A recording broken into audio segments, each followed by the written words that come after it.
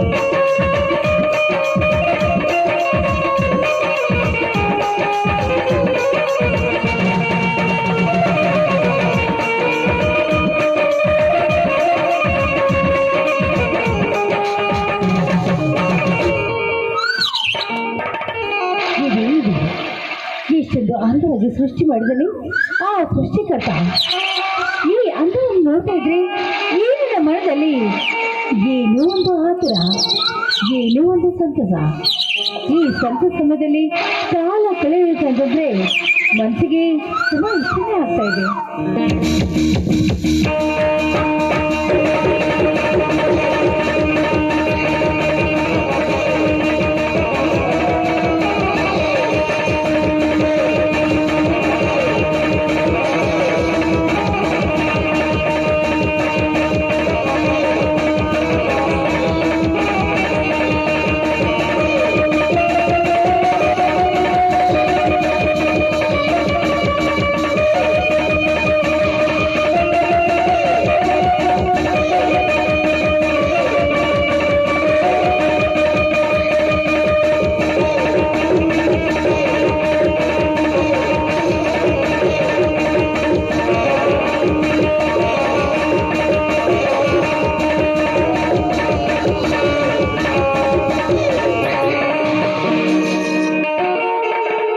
ತುಂಬ ನೋಡಿ ತುಂಬ ಕೇಳಿ ಮನಸ್ಸು ಆನಂದ ಪಟ್ಟು ಏನಿವಳ ವಯಸ್ಸು ಏನಿವಳ ರೂಪ,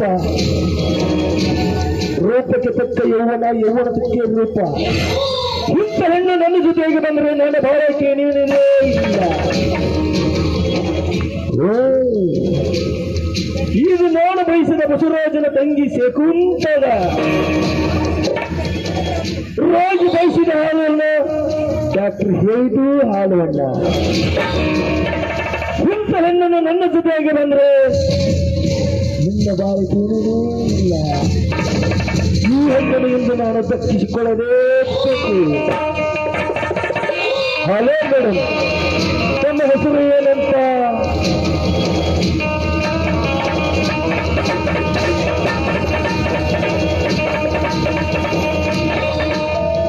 ಯಾರು?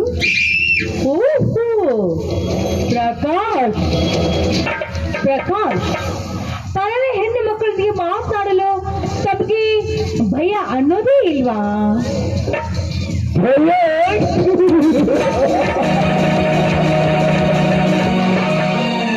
ಭಯ ಎಂಬುದು ಪ್ರಕಾಶನ ಸುತ್ತ ಸುಳಿಯುತ್ತಿರುವಾಗ ನಿನ್ನಂತ ಹೆಣ್ಣಿನ ನಡೆಯುವ ಭಯ ಎಂಬುದು ಬಲು ದೂರವೈತು.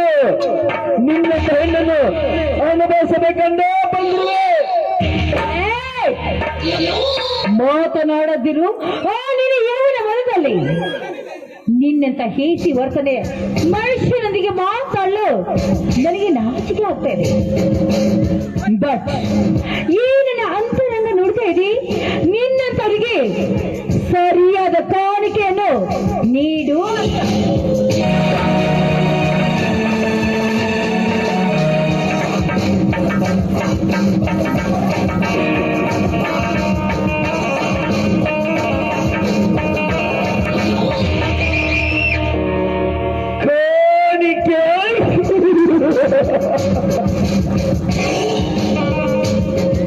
ನಿನ್ನಂತ ಹೆಣ್ಣಿನ ಕಾಣಿಕೆ ತೆಗೆದುಕೊಳ್ಳೋ ಮನುಷ್ಯನು ನಾನಲ್ಲ.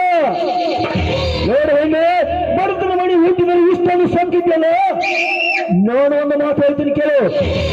ನಿನ್ನ ಅಣ್ಣನ ನೌಕರಿಗೆ 1 ಲಕ್ಷ ರೂಪಾಯಿ ಸಾಲ ಕೊಟ್ಟು 1 ವರ್ಷ ಆಯ್ತು. ಈಗ ಬಡ್ಡಿ ಸಮೇತ ಸೇರಿಸಿ 1,50,000 ರೂಪಾಯಿ ಆಗಿದೆ. ಅದಕ್ಕಾದ್ರೂ ನೀನು ನನ್ನವಳಾಗಲೇ ಬೇಕಿಲ್ಲ. ಒಂದೇ ಒಂದು ಹೆಜ್ಜೆ ನೀನೇ ಮುಂದೆ ಇಟ್ಟು ನನ್ನ ಮುಟ್ಟಲು ಬಂದಾದ್ರೆ ಪರಿಣಾಮ ನೆಟ್ಟಗಿರುವುದಿಲ್ಲ ಪ್ರಕಾಶ್, ಪರಿಣಾಮ ನೆಟ್ಟಗಿರುವುದಿಲ್ಲ. ನೀನ್ ಹೇಳ್ಕೊತದಿಲ್ಲ ಬಡವರಿಗೆ ಸಾಲ ಕೊಟ್ಟಿದ್ದೀನಿ ಅಂತ. 10,000ಕ್ಕೆ 20,000, 20,000ಕ್ಕೆ 40,000, 40,000ಕ್ಕೆ 80,000 ಅಂತ ಹೇಳ್ಕೊತದಿಲ್ಲ. ಓ ನಿನ್ನ ಸಿರಿ ತಂದ ಸಕ್ಕಿನಲ್ಲಿ, ಓ ನಿನ್ನ ಸಿರಿ ಸಂಪತ್ತಿಗೆ ಬೆಂಕಿ ಹಚ್ಚಿಕೋ ನಾಲಾಯಕ.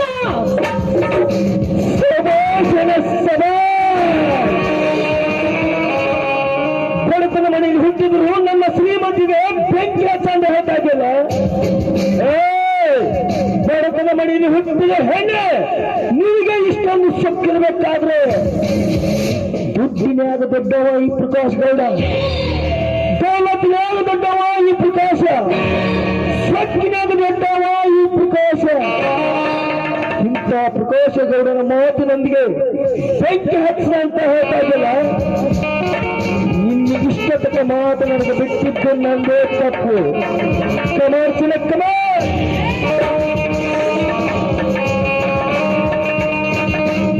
ಇನ್ನಂತ ಬಣ್ಣ ಗಂಡಸರ ಮಾತಿಗೆ ಮರುಳಾಕಿ ನನ್ನ ಮಾನವನ್ನು ಮಾರಿಕೊಳ್ಳುವ ಬಿಡಾಡಿಯನ್ನು ನಾನಂತ ತಿಳಿದುಕೊಂಡಿದ್ಯಾ ಪ್ರಕಾಶ್? ಮಾನವಂತರ ಮನೆತನದಲ್ಲಿ ಬೆಳೆದ ಮರ್ಯಾದೆಯಸ ಹೆಣ್ಣು ನಾನಾಗಿದ್ದೀನಿ. ಒಂದೇ ಒಂದು ಹೆಜ್ಜೆ ಮುಂದಿಟ್ಟು ನೀನೇನಾದ್ರೂ ನನ್ನ ಮೆಟ್ಟಲು ಬಂದಾದ್ರೆ ಓ ನಿನ್ನ ಗತಿ ನೆಟ್ಟಗಾಗಿರಕ್ಕಿಲ್ಲ.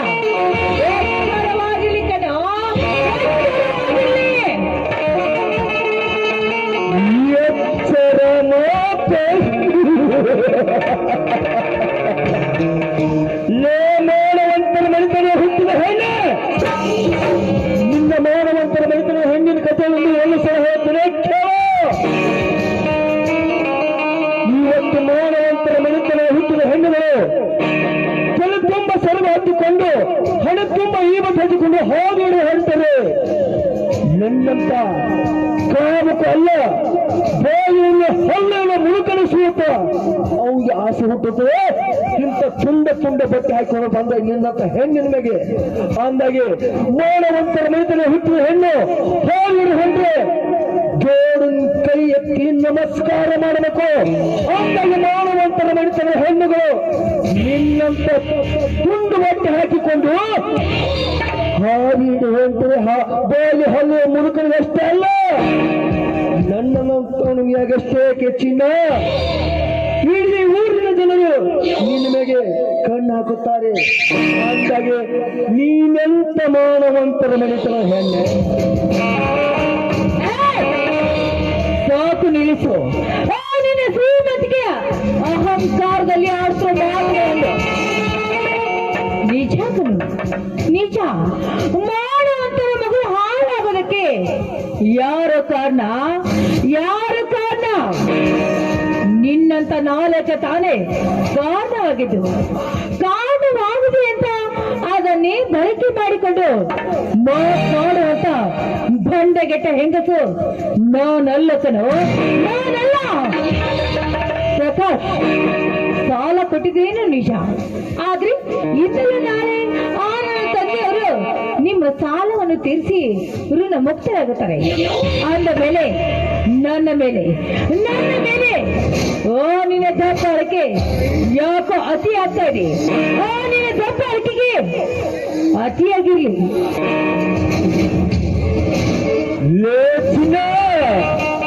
ನಿನ್ನ ಮಾತು ಸತ್ಯ ಕಡೆ ಸತ್ಯ.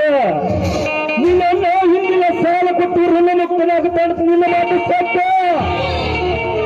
ಆದ್ರೆ ನಾನೊಂದು ಮಾತು ಹೇಳ್ತೀನಿ ಕೇ, ಹಣ್ಣು ಗಿಡದಿಂದ ತಿಂದರೆ ಮನುಷ್ಯನಿಗೆ ರುಚಿಯಾಗಿ ಹತ್ತುತ್ತದೆ. ಬೆಳೆದು ಬಿದ್ದ ಮೇಲೆ ಮನುಷ್ಯ ತಿಂದರೆ ಎಂದಿಗೂ ರುಚಿ ಹತ್ತಲ್ಲ.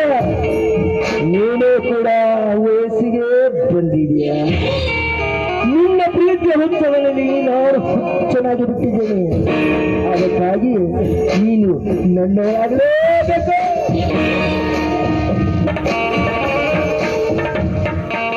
ಪ್ರಕಾಶ್, ಸಾಲ ಕೊಟ್ಟಿದ್ರೇನು ನಿಜ, ಆದ್ರೆ ಇಂದಲ್ಲ ನಾಳೆ ಹೇಳಿದ್ರು ನಿಮ್ಮ ಹಣವನ್ನು ತೀರಿಸಿ ಋಣ ಮುಕ್ತರಾಗುತ್ತಾರೆ. ಆಮೇಲೆ ತಂದೆಯವರು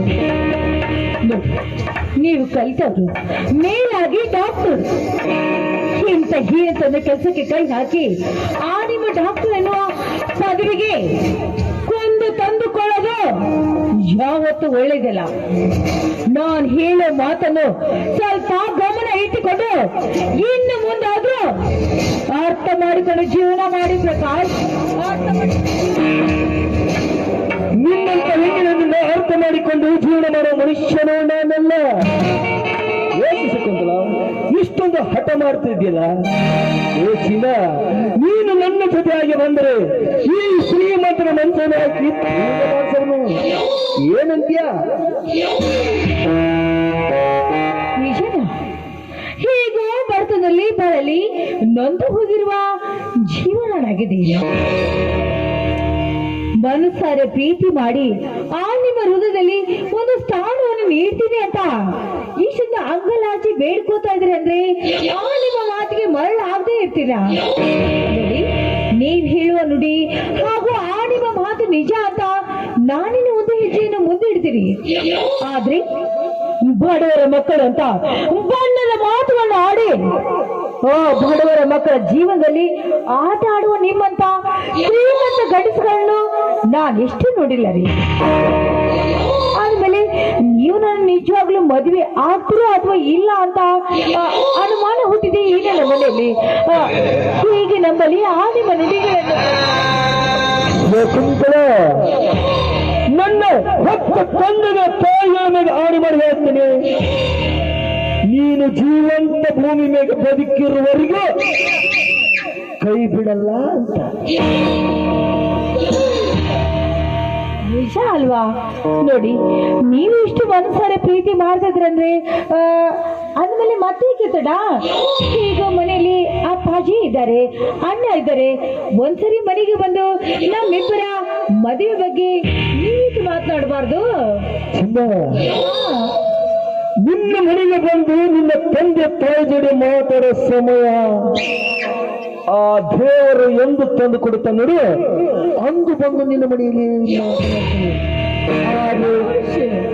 ಅಲ್ಲಿವರೆಗೆ ನನ್ನ ನಿನ್ನ ಪ್ರೀತಿ ವಿಚಾರ ಹೀಗೆ ಸಾಗಲ್ಲ.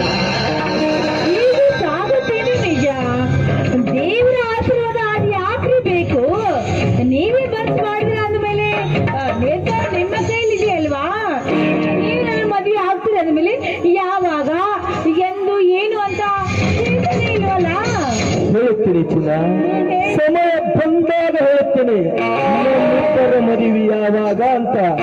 ಹೋಗಲಿ, ಇದೇ ಸಂತೋಷಕ್ಕಾಗಿ ಈಗಿನ ಮದುವೆಯಾದ ಕಂಡದಿಂದ ಒಂದು ಇಂಪಾದ ಗೀತೆ ಹಾಡಬಾರ್ದು ಚಿನ್ನ. ಸಮಯ ಹೇಳುವ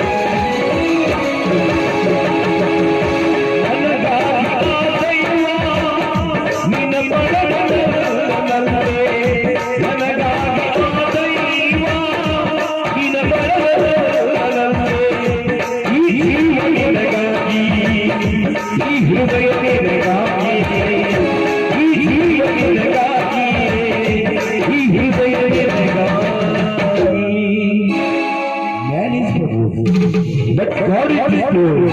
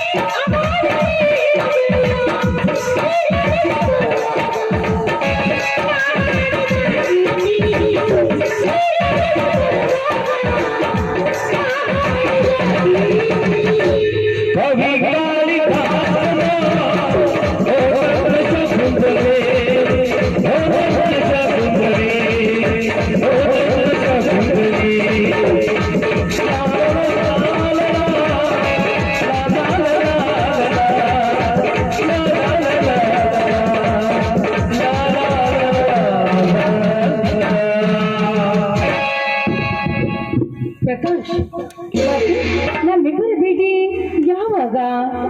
ನಮ್ಮಿಬ್ಬರ ವ್ಯಕ್ತಿ ನಾಳೆ ನಮ್ಮ ಅಲ್ಲೇ ಪ್ರವಾಸನೇ ಆಗಲಿ. ಮತ್ತೆ ನಮ್ಮಿಬ್ಬರ ಭೇಟಿ ನನ್ನ ಹೊಟ್ಟೆ ನೋವು ಕಾಣಿಸಿಕೊಂಡಾಗ ನಿಮ್ಮ ದಾಖಲೆ ಅಲ್ವಾ? ನಾನು ಹೇಳೋ ಮಾತು ಸತ್ಯವಾಗಿದ್ದಾನೆ.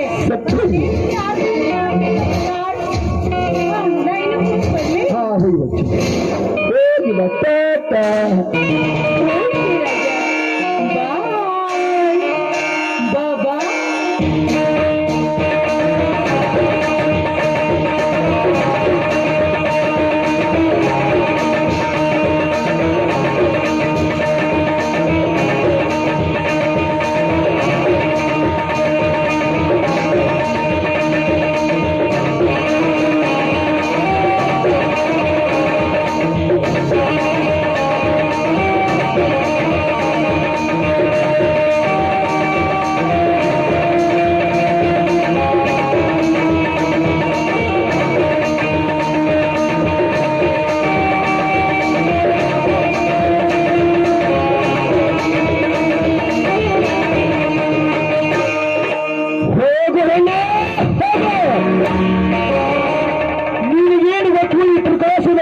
ಬಳಿ ಹೊಂಟಾದು ಅಂತ ಈ ಪ್ರಕಾಶ್ ಕೌಡರ ಭಾಷಣ ಬಲಿಯಲಿಗಿಂತ ಹೆಣ್ಣು ಪ್ರಪಂಚದಲ್ಲಿ ಜೀವನದಲ್ಲಿ ಬದುಕಿಲ್ಲ, ಬದುಕಲಿಕ್ಕೆ ಅವನು ಬಿಟ್ಟಿಲ್ಲ. ಇಂದು ನನ್ನ ಕೈ ವಿಷಯ ಆದ ನೀನು ಈ ವಿಷಯ ನಿಮ್ಮ ಮನೆಯಲ್ಲಿ ಏನಾದರೂ ಗೊತ್ತಾದ್ರೆ ನಿನ್ನ ಅಣ್ಣನ ನೌಕರಿಯಾಗಿ ನಿನ್ನ ತಂದೆ ನನ್ನ ಹತ್ರ 1 ಲಕ್ಷ ರೂಪಾಯಿ 1 ವರ್ಷ ಆಯ್ತು. ಇಲ್ಲ, ಒಂದು ವೇಳೆ ಈ ವಿಷಯ ಗೊತ್ತಾದ್ರೂ ನಾ ಕಟ್ಟಿದ್ದು ನನ್ನ ಮನೆಗೆ ಬರಲಿಲ್ಲ. ಹೇಗೋ ಇಲ್ಲಿವರೆಗೆ ಬಂದಿದ್ದೀನಿ. ಆ ಬಸವರಾಜನಿಗೆ ಹೋಗಿ ಬೈತಾಗಿ ನಾನು ಕೊಟ್ಟ ದುಡ್ಡು ಬಡ್ಡಿ ಸಮೇತ ಸೇರಿಸಿ ವಸೂಲಿ ಮಾಡಿಕೊಂಡು ಬರಲೇಬೇಕು.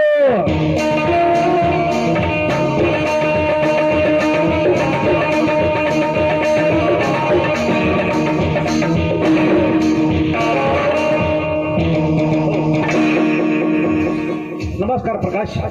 ನಮಸ್ಕಾರ ಬಸವರಾಜ. ಮತ್ತೇನು ಔಷಧಿಯನ್ನು ಹೊತ್ತಿದ್ದಿಲ್ಲ, ಇಲ್ಲಿಗೆ ನೆನಪೈನ ಅಂತ ಕೇಳ್ಬೋದ? ನೋಡು ಪ್ರಕಾಶ್, ಹೊಲದ ಕಡೆ ಹೋಗಿದೆ, ಮರಳಿ ಮನೆ ಕಡೆ ಹೋಗಿದೆ ಅಷ್ಟೇ. ಹೊಲದ ಕಡೆ? ನಿಮ್ಮಂತ ರೈತರಂದ್ರೆ ದುಡಿದವನೇ ನಮ್ಮಂತ ಶ್ರೀಮಂತರ ಹೊಟ್ಟಿಗೆ ಅನ್ನ ಸಿಗುವುದು. ಹೋಗಲಿ ಬಿಡು ಬಸವರಾಜ, ನಿನ್ನ ತಮ್ಮನ ನೌಕರಿಯಾಗಿ ನಿನ್ನ ತಂದೆ ನನ್ನ ಹತ್ರ 1 ಲಕ್ಷ ರೂಪಾಯಿ 1 ವರ್ಷ ಆಯಿತು. ಆದ್ರೆ ಅಸಲು ಇಲ್ಲ, ಬಡ್ಡಿನೂ ಇಲ್ಲ. ಏನಾಯ್ತು ನನ್ನ ದುಡ್ಡಿನ ವಿಷಯ? ನೋಡು ಪ್ರಕಾಶ್, ನನ್ನ ತಮ್ಮನಿಗೆ ನೌಕರಿ ಸಿಗಲಿ. ನೌಕರಿ ಸಿಕ್ಕ ಮೇಲೆ ತಿಂಗಳಿಗೆ ಪಗಾರ ಬಂದಷ್ಟರಲ್ಲಿ ಪಟ್ಟ ಬಿಡಿಸಿದ್ದು ಆಯ್ತಲ್ಲವೇ? ಏನೆಂದು ಬಸವರಾಜ? ನಿನ್ನ ತಮ್ಮನಿಗೆ ನೌಕರಿ ಹೊತ್ತಿದಾಗ ತಿಂಗಳಿಗೆ ಅಷ್ಟು ಇಷ್ಟು ಕೊಟ್ಟು ಸಾಲ ಮುಟ್ಟಿ ಋಣಮುಕ್ತನಾಗ್ತೇವೆ ನಿನ್ನ ಮಾತು ಸತ್ಯ. ಆದ್ರೆ ನಾನೊಂದು ಮಾತು ಹೇಳ್ತೀನಿ ಕೇಳು. ಈಗಿನ ಸಮಾಜದಲ್ಲಿ ನನ್ನಂತ ಶ್ರೀಮಂತರು ಹಣದ ಸುಡಿಗೆಸನ್ನು ಹಿಡಿದುಕೊಂಡು ಬಾರಿ ಹಿಡಿದು ಅಲಿದರೂ ನೌಕರಿ ಸಿಗಲ್ಲ. ಹಂಗಾಗಿ ನಿನ್ನ ತಮ್ಮನಿಗೆ ನೌಕರಿ. ನೋಡು ಪ್ರಕಾಶ್, ಏನೋ ನಿಮ್ಮ ತರ ಪುಣ್ಯದಿಂದಲೇ ನಮ್ಮ ತಮ್ಮನಿಗೆ ನೌಕರಿ ಸಿಗೋದನ್ನು ನಂಬಿದ್ದೇನೆ. ನಮ್ಮಂತ ಪುಣ್ಯವಂತರಿಂದ ನಿನ್ನ ತಮ್ಮನಿಗೆ ನೌಕರಿ ಸಿಗುವುದು ನಿನ್ನ ಮಾತು ಸತ್ಯ. ಆದ್ರೆ ನಿನ್ನ ತಮ್ಮನ ನೌಕರಿಗಾಗಿ ಇಷ್ಟೊಂದು ನಮ್ಮಂತ ಶ್ರೀಮಂತ ಹೆಚ್ಚಿನ ಸಾಲ ಸುಲ ಮಾಡಿ ತಮ್ಮನ ನೌಕರಿ ಹಚ್ಚಬೇಕಂತ ನಿನ್ನ ಆಸೆ ಇದೆ. ಆದ್ರೆ ಅವನ ತಾಯಿನ ಬೇರೆ, ನಿನ್ನ ತಾಯಿನೇ ಬೇರೆ. ಒಂದು ವೇಳೆ ನಾನು ಕೊಟ್ಟ ದುಡ್ಡು ಸಾಲಕ್ಕೆ ನಿನ್ನ ತಮ್ಮ ಹೊಣೆಯಾಗದಿದ್ದರೆ ಹಾಗೆ ನಾನು ಕೊಟ್ಟ ದುಡ್ಡಿಗೆ ಬೆಲೆ ಇರುತ್ತೆ. ನೋಡು ಬಸವರಾಜ, ನೀನು ಹೊಲದಲ್ಲಿ ಒಬ್ಬನೇ ಅಷ್ಟೇ ಗುದ್ದಾಡ್ತು. ಅವನು ಕೂಡ ನಿನ್ನ ಹೊಲದಲ್ಲಿ ಒಂದು ದುಡಿಲಕ್ಕೆ ಹಚ್ಚು ಅಂದಾಗ ರೊಕ್ಕದ ಬೆಲೆ ನಿನ್ನ ತಮ್ಮನಿಗೆ ಗೊತ್ತಾಗುತ್ತದೆ. ನೋಡು ಪ್ರಕಾಶ್, ತಾಯಿಗಳು ಬೇರೆ ಆದರೂ ತಂದೆ ಒಬ್ಬನಲ್ಲವೇ. ಎಲ್ಲರೂ ಅಂತಾರ ನನ್ನ ತಮ್ಮ ನನಗೆ ಎಂದು ದ್ರೋಹ ಬಗೆಲಾರ.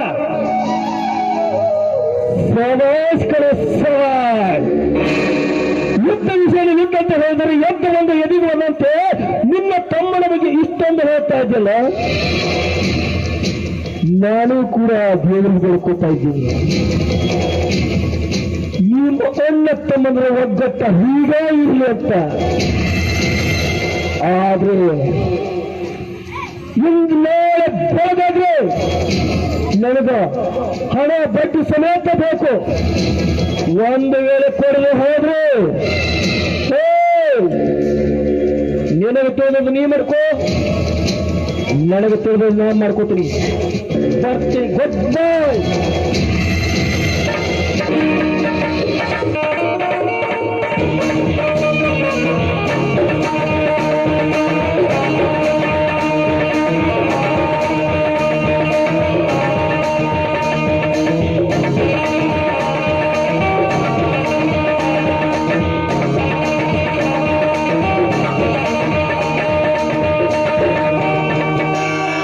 ಬಸವರಾಜ, ಹೋಗುವ ಮುಂಚಿತವಾಗಿ ಕೊನೆಗೊಂದು ಮಾತು ಕೇಳ್ಕೋ. ಜೀವಂತ ಹಾವಿನ ನೆತ್ತಿಗೆ ಎಷ್ಟೊಂದು ಹಾಲು ಸುರಿಯುತ್ತರು ಹಲ್ಲಲ್ಲಿರುವ ವಿಷ ಕಡಿಮೆ ಆಗಲ್ಲ. ನಿನ್ನ ಆ ತಮ್ಮನ ಬಗ್ಗೆ ನನಗೆ ಎಷ್ಟು ಕೈ ಮುಗಿದು ಕಾಲು ಹಿಡಿದು ಬೇಡಿಕೊಂಡ್ರು ನಿನ್ನ ಮನೆತನ ಮೇಲೆ ಸಾಡು ಕಡಿಮೆ ಆಗಲ್ಲ. ನೋಡ್ತೀನಿ ಎಷ್ಟು ದಿನ ಅನ್ನ ತಮ್ಮದ್ರಲ್ಲಿ ಒಗ್ಗಟ್ಟಾಗಿ ಇರಲಿ ಇರ್ತದೆ ಅಂತ.